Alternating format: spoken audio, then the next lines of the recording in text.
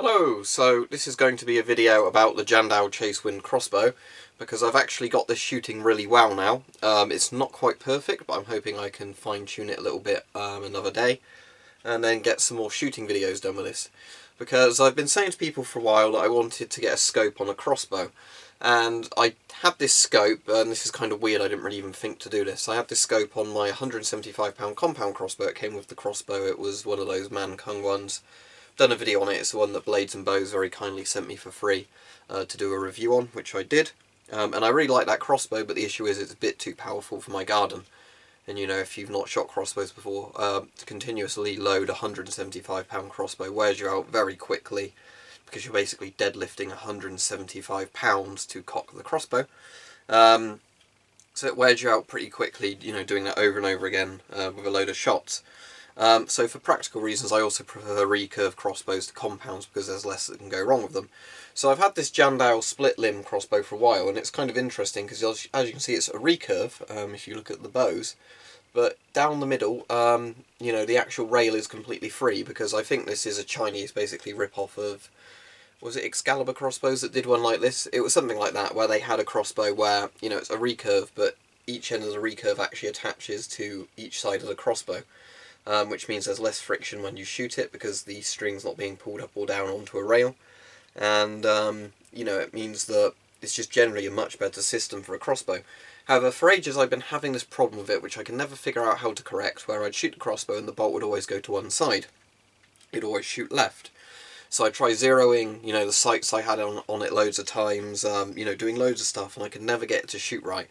So I never enjoyed shooting it that much because I was always worried that, you know, I'd take a shot and I'd miss a target badly and do some damage to something, because, you know, the sight it was shooting to the left. Now, as you know, crossbows, if you cock them by hand and you don't quite cock them evenly, because most people are right-handed, so they pull more of their right hand, that can be a reason for that. But, you know, even when I use rope cockers, it would always shoot to the left. So I was zeroing the scope and still couldn't get that quite right. And then I had a brainwave. Now, with this crossbow, as you can probably see, each of the limbs is attached sort of there with an Allen key thing. Now, the interesting thing is, you might be able to see there's a little gap between the limbs and the crossbow. And I found when I actually had the limbs on almost both evenly tight on both sides, that was when it would pull to the side weirdly. So I did some experimentation and I ended up making the right limb slightly looser than the left limb, and now it shoots perfectly fine horizontally. So that's my big issue of this crossbow now solved. I can get it to shoot, you know, totally evenly, get the bolt to go exactly where I want it to go. Now the issue is, because this scope is from a 175lb compound which shoots at like 360 FPS, and this thing probably shoots 250, 260 FPS because it's a recurve and a lower draw weight. You know, the only issue is that even when I've got the scope zeroed so the crosshairs as low as it would go, when I shoot a bolt they will still always fall short even at fairly close ranges of where the crosshair's meant to be. Now, there might be a way of correcting that. Maybe I could shim the scope slightly, but at the moment it's kind of manageable, because I know if I use this, because with this, in the scope, you have 4 dots, basically 4 circles, and it's meant to obviously be, at further ranges, use the smaller circles. I actually really like the scope because it's not a traditional crosshair, it's actually like circles which in the middle, which is quite nice. It's minimalistic, but it works well.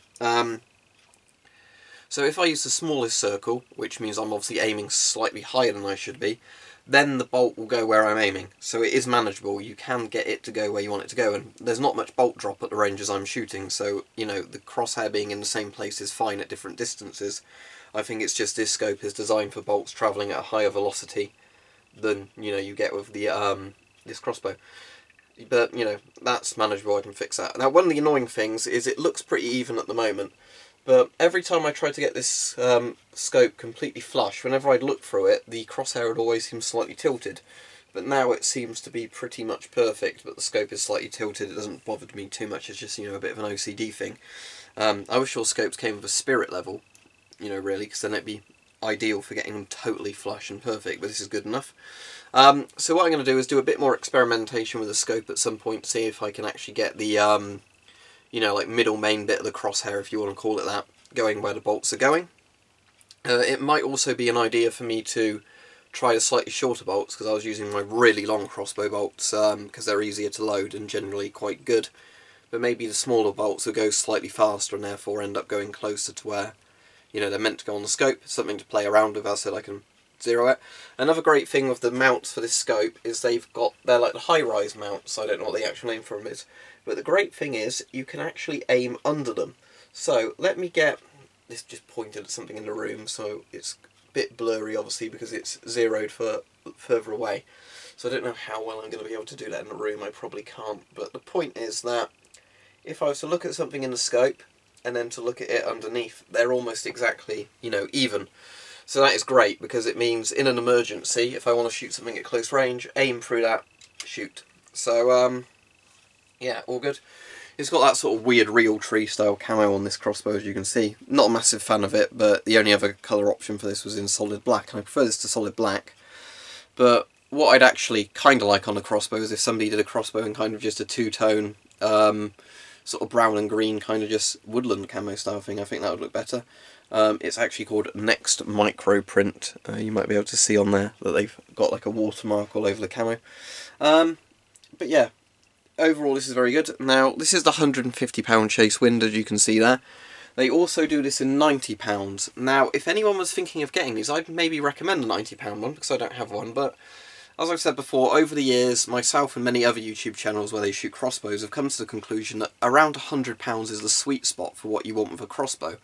The reason being, if you're using it, unless you're using it for a certain like big game hunting thing somewhere else, for the most part, the sweet spot, if you were ever to use this for any sort of, you know, like without rule of law, you know, survival event, theoretical event, £100 on the bow is easily enough power.